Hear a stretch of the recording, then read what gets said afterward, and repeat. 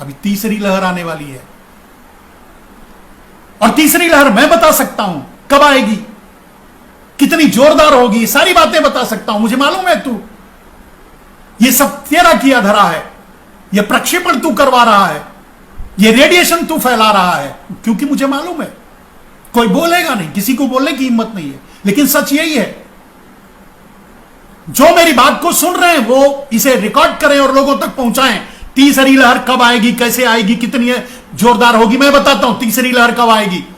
जब उत्तर प्रदेश के और दूसरे पंजाब और उत्तर प्रदेश के जो चुनाव एक साथ होने वाले हैं, उनका अंतिम चरण चुनाव का वोट का चलेगा, तब तीसरी लहर आएगी। ये बोल रहे हैं सितंबर में आएगी, अक्टूबर है, तो वहां बेवकूफ बनाने का धंधा है, ये नहीं आएगी। जब चुनाव हो जाएगा, उसके अंतिम चरण जब चुनाव खत्म होने को होगा, तब आएगी तीसरी लहर। और इस तीसरी लहर में आदमी मरेगा कैसे जानते हो? इस बार सांस के लिए, ऑक्सीजन के लिए तड़प तड़प कर मरा, अगली बार ऑक्सीजन मांगेगा ही नहीं, गिरेगा, तड़पेगा, मर जाएगा बस। 5 minutes, with in 5 minutes in death. क्योंकि इस बार का जो रेडिएशन नरेंद्र मोदी फैलवाएगा, वो रेडिएशन और तगड़ा होगा, जो बच्चों तक के इम्यून सिस्टम को भेद देगा। युवा 18 साल, 12 साल, 14 साल के बच्चों तक के इम्यून सिस्टम को भेद देगा, सांसें रोक देगा, शरीर से तुरंत ऑक्सीजन खत्म कर देगा। विज्ञान की दुनिया में, किसी महामारी में, किसी विज्ञान की दुनिया में, किसी भी विज्ञान में ऐसा नहीं है कि किसी के शरीर से ऑक्सीजन अगर खत्म होता है तो वो एकमात्र कारण होता है रेडिएशन।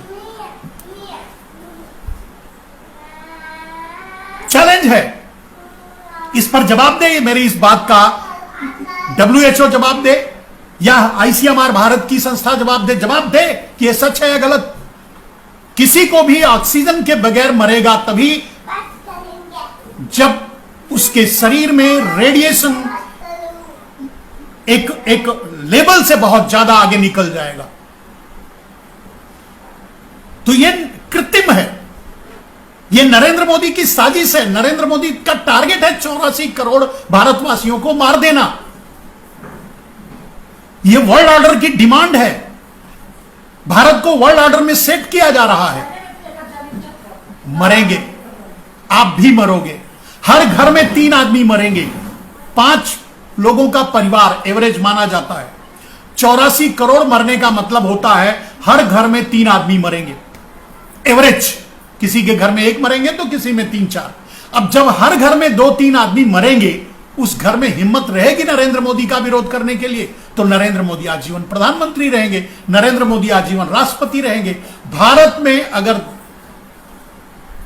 40 करोड़ लोग बचेंगे, 40 करोड़ लोग, 50 करोड़ लोग बचेंगे, तो उसका ही प्रधानमंत्री भारत रहे नरेंद्र मोदी रहेगा, उसका भी राष्ट्रपति नरेंद्र मोदी रहेगा। नरेंद्र मोदी तब भी गद्दी नहीं छोड़ेगा। इतना बड़ा क्रूर, भयानक भेड़िया है नरेंद्र मोदी। नरेंद्र मोदी को धक्के देकर उस गद्दी से उतारना पड़ेगा। भारत को बचाने के लिए हिम्मत है तो आगे आओ, वरना अपनी पीढ़ियों को गुलाम बनाने के लिए तैयार करो। उनकी मेंटालिटी को सेट करो, उनको बताना शुरू कर दो कि आगे तुम्हें कैसे जीना है।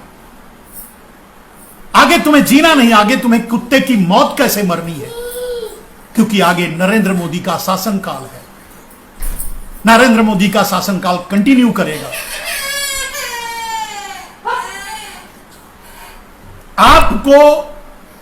अगर आपको अपने आप को नहीं, इस देश को बचाना है, अगर आपको लगता है कि भारत आपकी भूमि है, आप भारत के लिए में पैदा हुए हो, भारत के लिए जी रहे हो, भारत के लिए कुछ कर सकते हो, तो आपको आगे आना होगा। आपको नरेंद्र मोदी के खिलाफ खड़े होना होगा।